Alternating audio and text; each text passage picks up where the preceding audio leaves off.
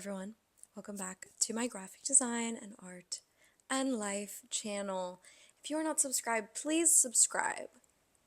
We have a lot of fun over here and today is no different. I'm very excited about this. I'm going to start working on a typeface. If you do not know, I've been saying it every single video, so please go back and watch them, but I am planning to start a type studio. I'm wanting to work on typefaces, fonts. For those who are a bit confused about what I'm talking about or what I want to do, I want to make fonts. So I'm so excited because we are going to start working on one, and I'm only doing this today, so we're not going to get super far into the project, but I'm excited about starting it and showing you what the entire process is like. The entire process is going to take a long time. Making a typeface is not like a quick, easy design type of project, but it's going to be very cool, very rewarding in the long run, and this is like my dream of life. So today we are going to get started and I'm just excited to share with you so many tips and ideas and inspiration and just show you what the whole process of creating a typeface is. Okay guys, listen up. I am here to help because I know a lot of you are looking for a place to build your incredible portfolios. I personally am always looking for a way to make my portfolio better and better. So if that is you, you should really check out Framer. Framer is a no-code website building tool. I love that it has the look and feel and works like a design tool, but it actually is creating an amazing website. And I know I'm terrible at the whole back-end stuff, and I think it's just great for designers to actually make their own website. Framer is great for creating a landing page or making a marketing campaign or for building your portfolio. What I personally love is that they have so many templates that you can use and rework and make your own. They seriously have over 700 templates that you can choose from. But even starting from scratch, the design tools on Framer are just so easy to use and you can literally make a website in minutes. I love that with Framer, things like adding scroll animations to your website can be done with no code. The program is so intuitive and that makes it perfect for anyone to use. Starting from a template, which I love, I used photos of my own work to show you how easy and responsive Framer is to use. I placed in images, I was choosing fonts and colors, and it's so simple to change it to be my own. And I really love how it turned out to showcase my work. So through my link in the description, you can actually sign up for Framer right now today for free. But if you use my code, you can also get 25% off your first 3 months. And that is exclusively for you guys using my link, so click that link below. And thank you so much to Framer for sponsoring this video. It's kind of funny because I feel like lately I have been like talking about a lot of plans or in a video like starting a new project and I'm like, don't worry guys, I'll come back to this, or like I'm gonna continue this. And I will. While you're watching this, I'm actually on a trip visiting my family. So I do have the plan that when I come back from the trip physically, because I'm in the past and this is uploaded later, but when I come back from the trip, I'm going to circle back to a lot of the projects I've been starting, website stuff, portfolio stuff, projects, like all the things that I've been wanting to explore. You guys have seen me like sewing pearls onto a mesh, like there's so much going on, yes, but I will circle back. I swear I haven't forgotten about the little projects and the big projects that I want to do. But anyway, I'm excited about this one because again, it's going to be a long process and I'm going to circle back, don't worry. But for this type project, I really want to bring in a different type of inspiration that's not just like my own drawings or like type specific things I've seen online. Like that's not where I want my inspiration to come from. So in actually creating this typeface, I want my inspiration to be a lot more physical and I want it to be off of something that does actually inspire me as a person. So I am looking up famous sculptures and I'm going to print them out on a couple pieces of paper so that I can then work with them physically in forms of letter forms, if that makes sense. So the essential inspiration for this typeface, which I don't even know what it's gonna look like yet, I just want to explore and start this project, is sculptural pieces and historical pieces. So let's get into that now.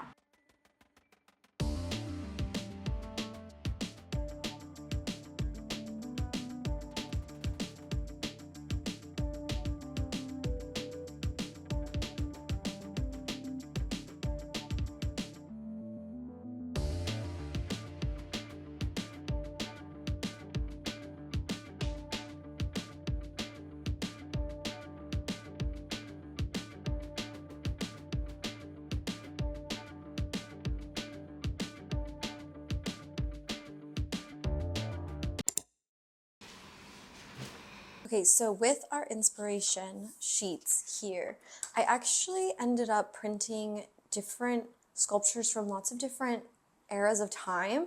So I have a bit more like contemporary art from like the 20th century and 21st a little bit. And then I have some that are ancient and some from the Baroque period. Baroque art was extremely detailed and ornate, which I love. I love Baroque art. I studied it and it's just an era that I really love.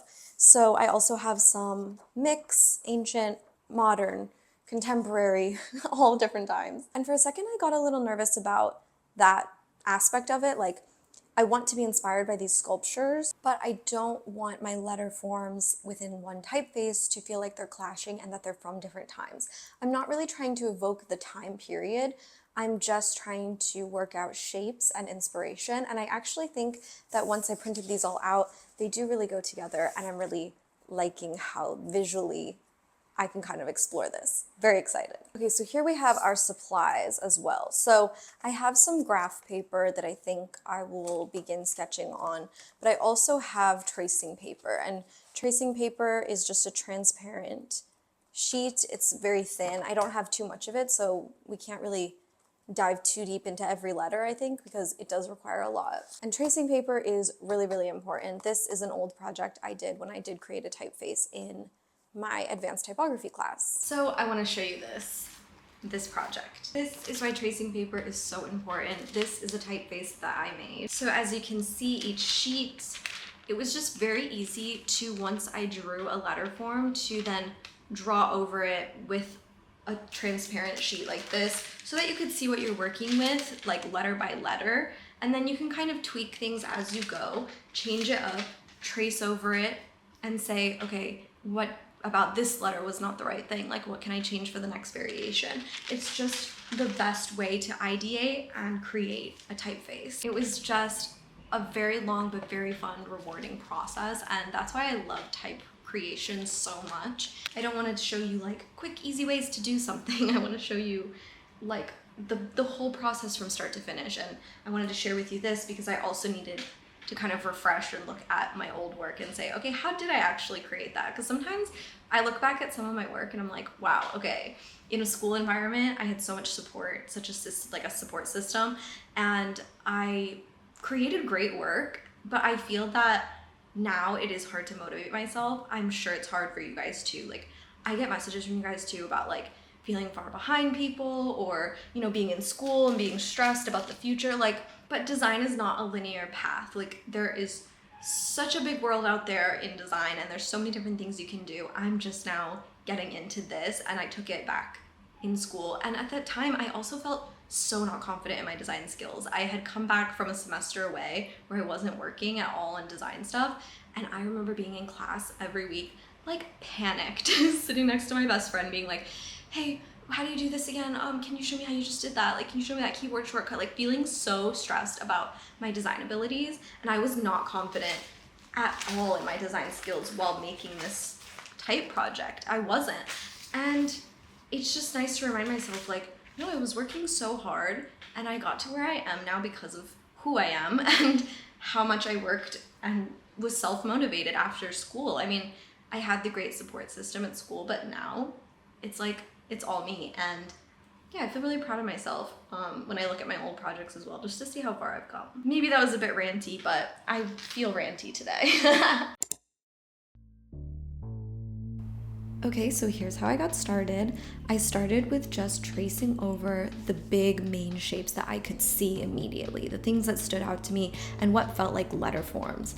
I felt like this was a very kind of non-conventional project, if I'm being honest, but I really think that this is the process I need to do for this project. Just starting super organically, especially with these shapes, but also with like not a set plan in motion and not a set typeface idea in motion. I really want to start in a very broad space and just see what comes. I really do believe that repetition is key in creating a typeface. I know it's a tedious process, it can seem long, but it is a really crucial step in developing something.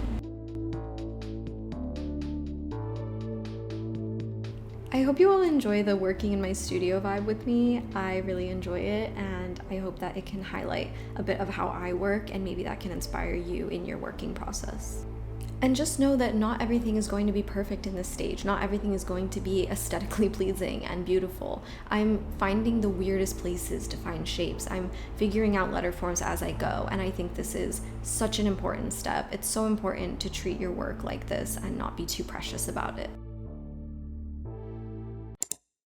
Now, while there's still a lot more I want to explore with this, I want to show you kind of the process still as we keep going. Like, we're just gonna keep going with it. And one thing I like to do with this is I like to point out, kind of highlight the letters that are working for me, like in the sketching phase, and kind of ideate from there. So something I really like is like one of these R's.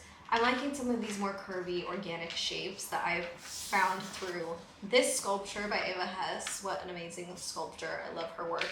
And I am going to take it to the regular paper and just do a couple different variations.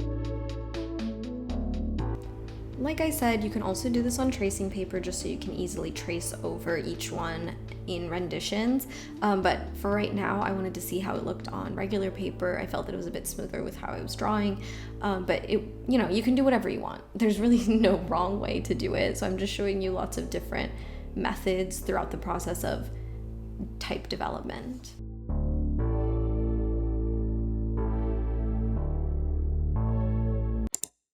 Okay, so I know that technically for the purposes of this video, this project is moving very quickly, but when we come back to it and do more with this project and I revisit it on my channel, I'm going to have it a bit more like flushed out, ready to go, at least like the shapes, the direction I want to move forward with, like for the typeface. This is totally the exploratory phase and we're just having a lot of fun, but like I want to show you also some examples of like how this process will proceed.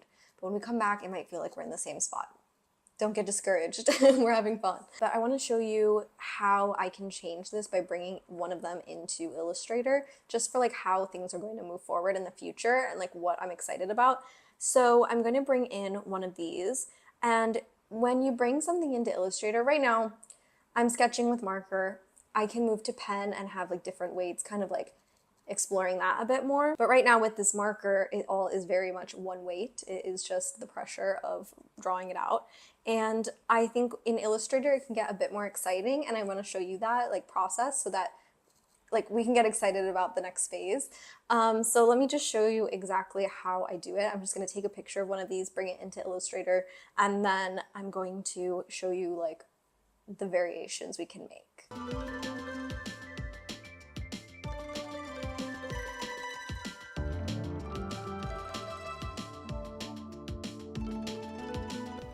So in Illustrator, over a new layer, I used the pen tool and I just experimented with different weights of this letter form, like how could it look if it was thinner or had a different part to it where it got thicker and had a different line weight.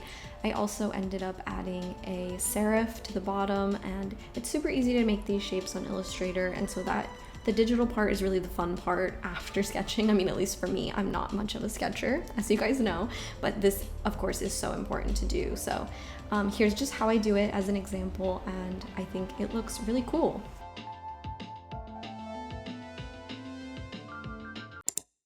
Okay, so that was the beginning phases of this type project that I'm really excited about. It will be taking a while, but when we come back to it, I'll hopefully have figured things out about the exact direction I want to go in, and I'm going to be making a few more sketches, so we'll kind of jump back in next time, not in the next video, but in a bit. If you liked this video, please give it a like and let me know in the comments what other parts of the development of the typeface you want to see, what other projects you want to see in general, and I will see you in my next video. I'm super excited for the rest of this project, so stay tuned. It'll be an ongoing series on this channel, and I will see you in the next video. Bye!